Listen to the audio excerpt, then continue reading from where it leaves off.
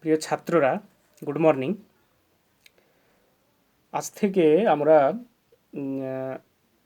আমাদের সিলেবাসের যে আরেকটি অধ্যায় বাকি আছে সেটি আলোচনা করব। তো যে অধ্যায়টি বাকি আছে সেটি হলো পরিবেশ গঠনে পদার্থের ভূমিকা। ঠিক আছে? তো আমরা আগের যে ক্লাসগুলোই আলোচনা করেছিলাম, পদার্থ সম্পর্কে আলোচনা করেছিলাম। পদার্থ কাকে বলে, পদার্থ কী কী হয়, কী ব্যাপার, এগুলো আলোচনা করেছিলাম। তো সেখানে বলা হয়েছিল যে আমাদের প্রকৃতিতে মোট 92টি মৌলিক পদার্থ আছে। ঠিক আছে? তো এই মৌলিক পদার্থ ছাড়া আরও কিছু কৃত্রিম মৌলিক পদার্থও আছে। তো এই যে বললাম 92টি মৌলিক পদার্থ আছে, তাদের মধ্যে কিছু ধাতু আছে, কিছু অধাতু আছে। যেমন ধাতু হচ্ছে যেমন লোহা, calcium, sodium, potassium, magnesium, aluminium, এগুলো হচ্ছে একটি ধাতু। এবং অধাতু কোনগুলি? যেমন অক্সিজেন, নাইট্রোজেন, হাইড্রোজেন, সালফার, এগুলো হচ্ছে অধাতু। এগুলো আমি আগে আলোচনা করেছিলাম। তাহলে এই যে বললাম 92টি প্রাকৃতিক মৌলিক পদার্থ এবং আরও কিছু কৃত্রিম মৌলিক পদার্থ আছে, যাই হোক, এই 92টি প্রাকৃতিক মৌলিক পদার্থ দিয়ে আমাদের প্রকৃতি গঠিত, অর্থাৎ পৃথিবী গঠিত হয়েছে।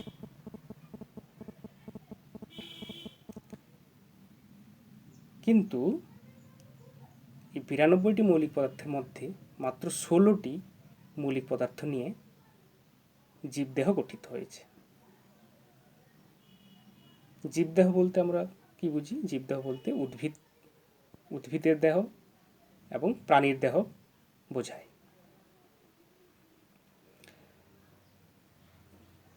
তাহলে এই যে বললাম জীবদেহ, অর্থাৎ উদ্ভিদের দেহ গঠন এবং প্রাণীর দেহ গঠনের জন্য বিভিন্ন জৈব যৌগ এবং অজৈব যৌগের অবদান রয়েছে।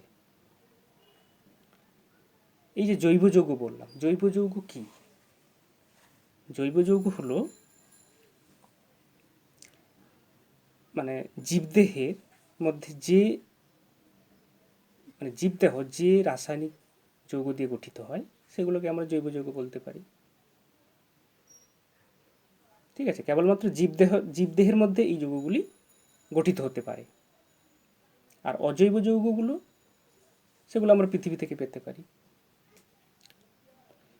ঠিক আছে? এগুলো যেহেতু আমরা আগের চ্যাপ্টার যে রাসায়নিক বিক্রিয়া যে চ্যাপ্টারটা পড়লাম সেখানে আমরা দেখেছিলাম বিভিন্ন মৌলের সাথে একাধিক বিভিন্ন মৌল পরস্পর যুক্ত হয়ে আলাদা একটি পদার্থ সৃষ্টি করছে।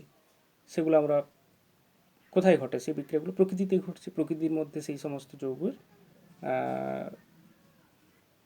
অবস্থান রয়েছে। জৈব বলতে সেখানে অজৈব যৌগ সেগুলো সব। তো যাই হোক, তাহলে আমরা কি বুঝলাম? যে জীবদেহের মধ্যে কিছু কিছু মৌলিক পদার্থের স্থান রয়েছে। তো আমরা যদি একটা এই বিভিন্ন মৌলগুলি জীবদেহে কী পরিমাণে আছে সেগুলো নিয়ে যদি একটু আলোচনা করি তাহলে একটু ভালো হয়। হ্যাঁ, যদি আমরা মানব দেহে এবং পৃথিবীপৃষ্ঠে বিভিন্ন মৌলগুলি কী পরিমাণে উপস্থিত আছে সেগুলো নিয়ে আলোচনা করি তাহলে ভালো হয়। আমরা যদি 100 গ্রাম একটি নমুনা নিয়ে পরীক্ষা করে দেখি তাহলে সেখান থেকে আমরা শতকরা হিসাবটা পেতে পারি মোটামুটি।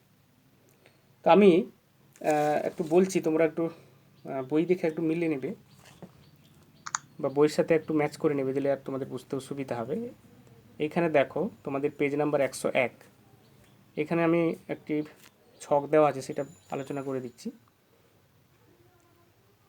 এখানে দেখো মানুষের দেহে মৌলের ওজনানুপাতিক শতাংশ, আর এদিকে দেখা আছে পৃথিবী পৃষ্ঠে মৌলদের ওজনানুপাতিক শতাংশ। তো এখানে একটু খেয়াল করে দেখো মানবদেহে অক্সিজেন 100 গ্রাম ওজনের মধ্যে বলা হচ্ছে, কিন্তু মানবদেহে অক্সিজেনের ওজনানুপাতিক শতাংশ কত হচ্ছে 61.42, কিন্তু পৃথিবীতে অক্সিজেনের ওজনানুপাতিক শতাংশ হচ্ছে 46.6। আচ্ছা, এবার আসছি কার্বন।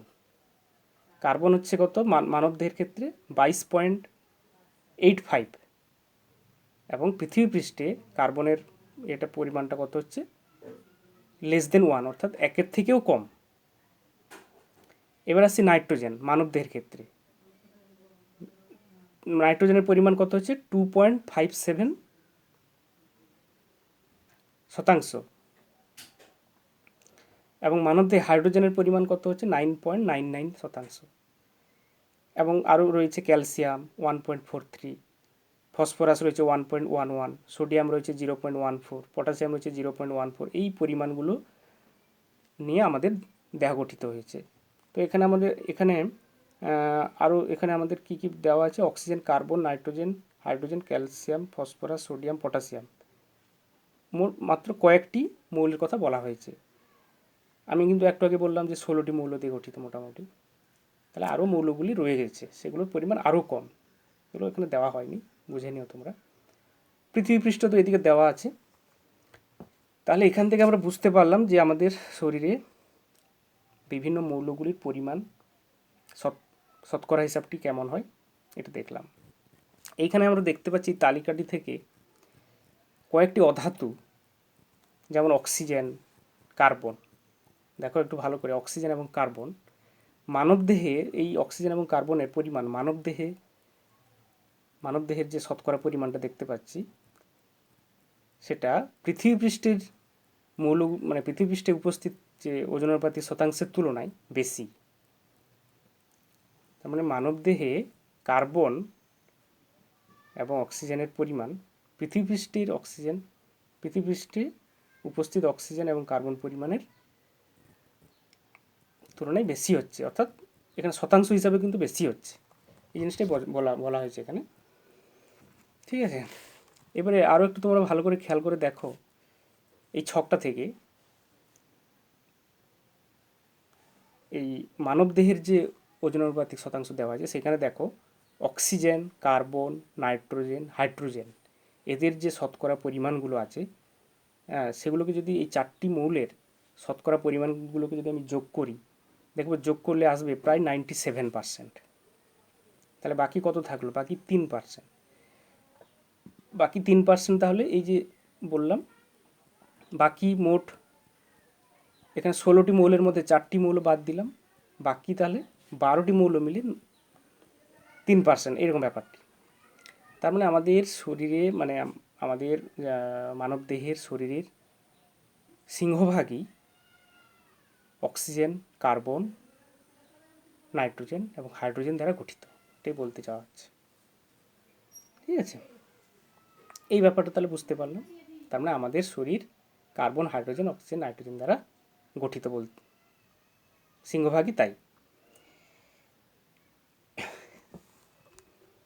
আবার শুধু এই যে মানবদেহ বলা হচ্ছে তা নয়, কিন্তু বিভিন্ন ব্যাকটেরিয়া, ছত্রাক, উদ্ভিদ, আরও বিভিন্ন প্রাণীর ক্ষেত্রেও যদি আমরা এইভাবে যদি আমরা শতকরা হিসাবটা নির্ণয় করি, সেখানেও দেখতে পাবো যে এই অক্সিজেন, কার্বন, নাইট্রোজেন, হাইড্রোজেন, এই যে 4টি মৌল, এদের প্রাধান্যটাই বেশি।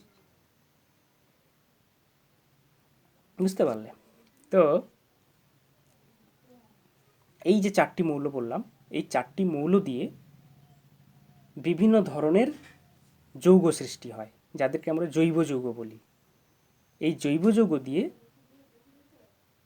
জীবের দেহ গঠিত হয়। এই জৈব যৌগগুলোকে কিন্তু আমরা পৃথিবী পৃষ্ঠে পাই না, একমাত্র জীবই এই জৈব যৌগগুলোকে সৃষ্টি করতে পারে।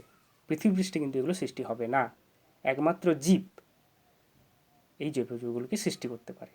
যদি আমরা একটা উদাহরণ হিসাবে বলি, তাহলে বেশ বুঝতে সুবিধা হবে। যেমন আমরা যদি বলি একটি সবুজ উদ্ভিদ পাতায় ক্লোরোফিল থাকে। সেই ক্লোরোফিলের সাহায্যে সৌরশক্তি তারা শোষণ করতে পারে। সূর্যের রশ্মি থেকে তারা শক্তি শোষণ করে, আবার কি করে না, এই সবুজ উদ্ভিদ পরিবেশ থেকে কার্বন ডাইঅক্সাইড এবং জল শোষণ করে এই সূর্যালোকের উপস্থিতিতে সালোক সংশ্লেষ প্রক্রিয়ায় গ্লুকোজ সৃষ্টি করে, তাই তো? তাহলে কি বললাম, এই সবুজ উদ্ভিদ পরিবেশ থেকে কার্বন ডাইঅক্সাইড, জল এবং সৌরশক্তি শোষণ করে সালোক সংশ্লেষ প্রক্রিয়ায় গ্লুকোজ সৃষ্টি করে। এই যে গ্লুকোজ বললাম, এই গ্লুকোজটি হচ্ছে একটি জৈব যৌগ, যার সংকেত হচ্ছে C6H12O6। এই যে গ্লুকোজ, এই গ্লুকোজ কেবলমাত্র সবুজ উদ্ভিদই সৃষ্টি করতে পারে। কিছু কিছু প্রাণীও করতে পারে, সেগুলো ব্যতিক্রম, তো ম্যাক্সিমাম প্রাণী পারে না। তার মানে এখানে একমাত্র উদ্ভিদরাই পারে এই সালোক সংশ্লেষ প্রক্রিয়ায় গ্লুকোজ সৃষ্টি করতে পারে। তো এই গ্লুকোজ ছাড়াও আরও অনেক জৈব যৌগ সৃষ্টি করতে পারে। সেগুলো আবার কিছু কিছু ক্ষেত্রে আমরা সেগুলো আবার কী হয়, কিছু কিছু ক্ষেত্রে তারা ঔষধ হিসাবে কাজ করে। কিছু কিছু ক্ষেত্রে সেই জৈব যৌগগুলো আবার কী হয় না, কীটনাশক হিসাবে কাজ করছে। কিছু কিছু ক্ষেত্রে আবার বিভিন্ন রং হিসাবে ওই জৈব যৌগগুলি কাজ করছে। আবার কিছু কিছু ক্ষেত্রে কিছু সুগন্ধি হিসাবেও ব্যবহৃত হচ্ছে। তাহলে গ্লুকোজ কী হিসাবে ব্যবহৃত হয়? গ্লুকোজ সাধারণত খাদ্য হিসাবে ব্যবহৃত হচ্ছে, তাই তো? তাহলে আমরা কি বুঝলাম, যে সবুজ উদ্ভিদ গ্লুকোজ ছাড়াও আরও অনেক জৈব যৌগ সৃষ্টি করতে পারে, যেগুলো আমরা পৃথিবীপৃষ্ঠ থেকে পাই না। পৃথিবীপৃষ্ঠ থেকে কেবল অজৈব যৌগগুলি পাই, যেগুলো আমরা বিভিন্ন খাদ্যের মাধ্যমে গ্রহণ করে থাকি। বিভিন্ন যৌগের লবণ হিসাবে আমরা গ্রহণ করি এবং আমাদের দেহ গঠনে যেগুলো কাজে লাগে। তো এবারে আসছি যে আমাদের জীবদেহের গঠনের ক্ষেত্রে যে যে উপাদানগুলি আমি বললাম, কিছু কিছু উপাদান আছে, সেই উপাদানগুলো নিয়ে আলোচনা করব। যেমন জীবদেহ গঠনের ক্ষেত্রে জলের ভূমিকা কিন্তু খুব গুরুত্বপূর্ণ। এখন আমরা সেই জলের ভূমিকা সম্পর্কে একটু আলোচনা করব, ঠিক আছে? তোমরা একটু দেখো যে আমাদের মানে জীবদেহের শরীরের প্রায় 70% হচ্ছে জল। বুঝতে পারলে তো? মানবদেহের ক্ষেত্রে যদি আমরা বলি, মানবদেহের ক্ষেত্রেই ধরো, তো এই মানবদেহের ক্ষেত্রে জলের পরিমাণ প্রায় 70%। তো এই জলের আবার 3/4 অংশ, মানে 4/3 মানে ম্যাক্সিমামটাই কোষের মধ্যেই থাকে। কোষ সম্পর্কে তোমরা পড়েছো লাইফ সায়েন্সে। এবং বাকি 1/4 অংশ কোষের বাইরে থাকে এবং রক্তে থাকে। তাহলে বুঝতে পারলেন, তার মানে আমাদের শরীরের ম্যাক্সিমাম অংশটাই জল দ্বারা গঠিত। তো এখানে আমরা এই জল সম্পর্কে আলোচনা করতে গেলে আরও বলা যায় যে স্ত্রী লোকদের দেহের তুলনায় পুরুষদের দেহে প্রায় 10% জল বেশি থাকে।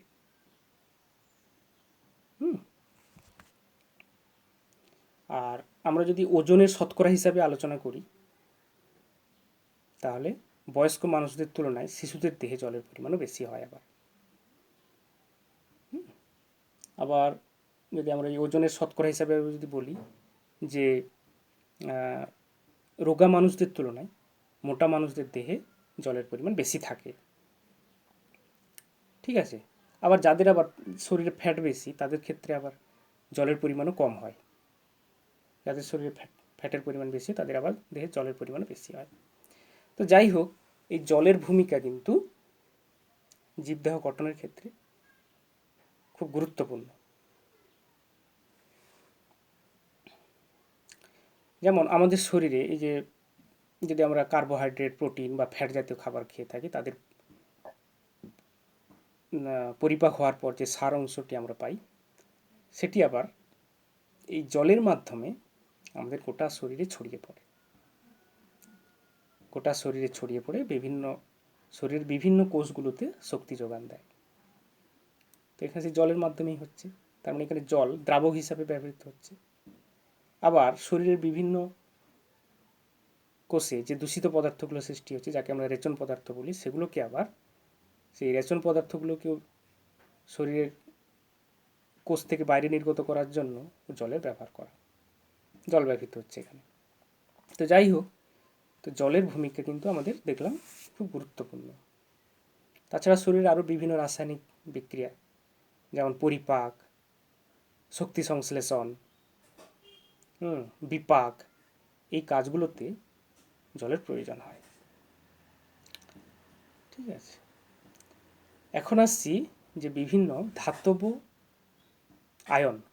ধাতব আয়নগুলো আমাদের শরীরের দেহ গঠনে, শুধু আমাদের নয়, জীবদেহের বিভিন্ন জীবের ক্ষেত্রে দেহ গঠনে কীভাবে ভূমিকা পালন করে সেগুলো নিয়ে আলোচনা করব। যেমন একটা উদাহরণ দিয়ে একটু প্রথমে বলি। যেমন এই যে জলের মধ্যে ক্যালসিয়াম আয়ন Ca++ আয়ন দ্রবীভূত আছে, আবার জলের মধ্যে কার্বন ডাইঅক্সাইড দ্রবীভূত আছে। এই যে ক্যালসিয়াম আয়ন এবং কার্বন ডাইঅক্সাইডের বিক্রিয়ায় ক্যালসিয়াম কার্বনের সৃষ্টি হয়, যেটা আমরা জানি যে এই যে শামুক, ঝিনুক, তাদের দেহকে একটা শক্ত খোলক দিয়ে ঢাকানো থাকে, সেটি হলো আসলে ক্যালসিয়াম কার্বনেটের একটি যৌগ। তাহলে শামুক বা ঝিনুকের খোলকে কি থাকে না, ক্যালসিয়াম কার্বনেট থাকে। তাছাড়া এই যে জলের মধ্যে আমাদের অক্সিজেন দ্রবীভূত থাকে, আবার জলের মধ্যে কার্বন ডাইঅক্সাইড দ্রবীভূত থাকে। তাহলে জলের মধ্যে যে অক্সিজেন দ্রবীভূত থাকে, সেই অক্সিজেনকে গ্রহণ করে জলজ প্রাণীগুলো বেঁচে আছে। জলের মধ্যে যে কার্বন ডাইঅক্সাইড দ্রবীভূত, সেই কার্বন ডাইঅক্সাইডকে জলের মধ্যে যে গাছগুলো বেঁচে থাকে, যেমন পাতাঝাঁঝি, বিভিন্ন শ্যাওলা, সেগুলো যে জলের মধ্যে যে জন্মায়, সেই গাছগুলো জলের মধ্যে দ্রবীভূত কার্বন ডাইঅক্সাইডকে শোষণ করে এবং আবার জলের ভিতর দিকে সৌরশক্তিও প্রবেশ করতে পারে। তাহলে জলের মধ্যে সৌরশক্তিও সঞ্চয় করতে পারলো উদ্ভিদগুলো। ঠিক আছে, এইভাবে তারাও সালোক সংশ্লেষ প্রক্রিয়ায় খাদ্য সৃষ্টি করতে পারে। ঠিক আছে, তো এইভাবে আমরা শুধু ক্যালসিয়াম আয়ন নয়, আরও অনেক আয়ন আছে, যেমন sodium ion, potassium ion, iron, copper ion, zinc ion. হ্যাঁ, এই যে বিভিন্ন ধরনের আমি আয়নের কথা বললাম, এই আয়নগুলো কিন্তু আমাদের শরীরের দেহ গঠনে খুব প্রয়োজন। এই আয়নগুলির অভাব হলে আমাদের শরীরের দেহ গঠন হবে না, বিভিন্ন উপসর্গ দেখা দেবে।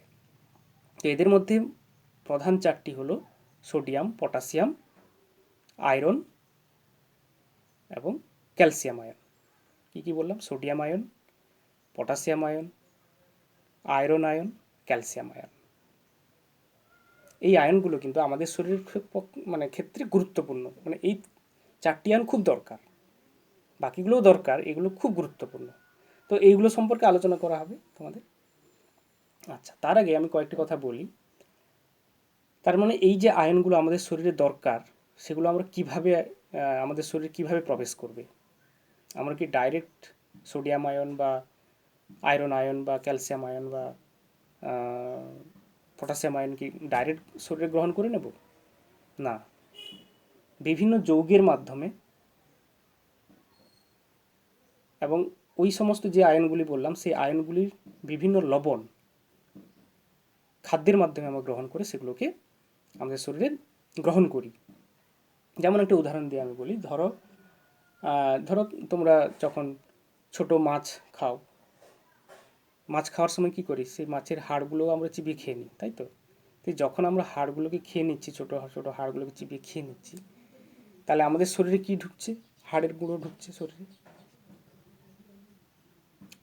এই হাড়ের গুঁড়োর মধ্যে কি আছে? না, হাড়ের গুঁড়োর মধ্যে আছে ক্যালসিয়াম ফসফেট, যার সংকেত হচ্ছে Ca3PO4(2). এই যে ক্যালসিয়াম ফসফেট, তাহলে আমরা কি খেলাম? ক্যালসিয়াম ফসফেট খেলাম। সেই ক্যালসিয়াম ফসফেট থেকে ক্যালসিয়াম আয়ন, ক্যালসিয়াম ফসফেটের মধ্যে একটা ক্যাটায়ন আছে, একটা অ্যানায়ন। ক্যাটায়ন হচ্ছে Ca plus plus calcium ion, আর ফসফেট আয়নটা হচ্ছে অ্যানায়ন। এই যে ক্যাটায়নটা যেটা বললাম ক্যালসিয়াম আয়ন, এইভাবেই কিন্তু আমাদের শরীরে ঢুকলো, বুঝতে পারলে? তার মানে আমরা একটা ক্যালসিয়ামের একটা যৌগকে খেলাম, ক্যালসিয়াম ফসফেট। কিভাবে খেলাম? না মাছের হাড়ে হাড় হাড়ের গুঁড়োটাকে খেয়ে ক্যালসিয়াম ফসফেটকে শরীরের মধ্যে নিলাম, সেইটা থেকে আমরা ক্যালসিয়াম পেলাম। এইভাবে ডাইরেক্ট কিন্তু ক্যালসিয়ামকে গ্রহণ করতে পারি না আমরা এইভাবে। তার মানে আমরা যখন ক্যালসিয়ামের বিভিন্ন আবার ক্যালসিয়াম ট্যাবলেট যখন আমরা খাই, সেখানে কি থাকে না ক্যালসিয়ামের একটি যৌগ যার নাম হচ্ছে ক্যালসিয়াম কার্বনেট, CaCO3। যখন আমরা মেটে বা লিভার খাই, মাংস চিকেন খাওয়ার সময়, তখন কি হয় না ওই মেটে বা লিভারে কী থাকে, আয়রন থাকে। তো এইভাবে কিন্তু আমাদের শরীরে এই আয়রনগুলো প্রবেশ করে। যখন কোনো গর্ভবতী মহিলাকে ওই আয়রনের ট্যাবলেট দেওয়া হয়, তখন কি করা হয়? তখন নিশ্চয়ই লোহার গুঁড়ো খেতে দেওয়া হয় না, সেখানে আয়রনের একটি যৌগ, লবণ জাতীয় কোনো কিছু খেতে দেওয়া হয়। ঠিক আছে?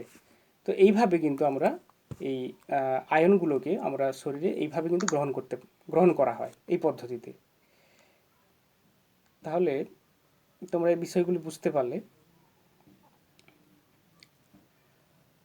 তাহলে আমাদের কি বললাম যে আমাদের দেহের যে মধ্যে প্রয়োজনীয় যে আয়নগুলো, মানে মূলত যে প্রধান চারটি বললাম সেগুলো ছাড়াও আরও আছে, সেই যে আয়নগুলোকে তাহলে আমরা কিভাবে গ্রহণ করি? বিভিন্ন যৌগ বা লবণের সাহায্যে আমাদের শরীরে প্রবেশ করে। যখন আমাদের শরীরে এই আয়নগুলোর অভাব ঘটে, তখন আমাদের শরীরে বিভিন্ন গোলযোগ দেখা দেয়, বিভিন্ন উপসর্গ দেখা দেয়। ঠিক আছে? তো সেই সেই সময় আমরা কী করি না, বিভিন্ন ঔষধ খাই। তার মানে সেই ঔষধের মাধ্যমে সেই আয়নগুলোকে আমাদের শরীরে নেওয়া হয়। ডাক্তাররা যে ওষুধটা লিখে দেন বা ওষুধটা দেন, সেই ঔষধের মধ্যে কিন্তু সেই আয়নগুলি বিদ্যমান। যে আয়নের অভাবের জন্য কোনো একটা কিছু উপসর্গ দেখা যাচ্ছে, সেই আয়নগুলোকে ওষুধের মাধ্যমে আমাদের শরীরে প্রবেশ করানো হয়। ফলে কি হয়? আমাদের শরীর আবার স্বাভাবিক হয়। ঠিক আছে? তো আজকে এই পর্যন্ত। আমরা পরবর্তী ক্লাসে আরও অন্য কিছু আলোচনা করব। ঠিক আছে?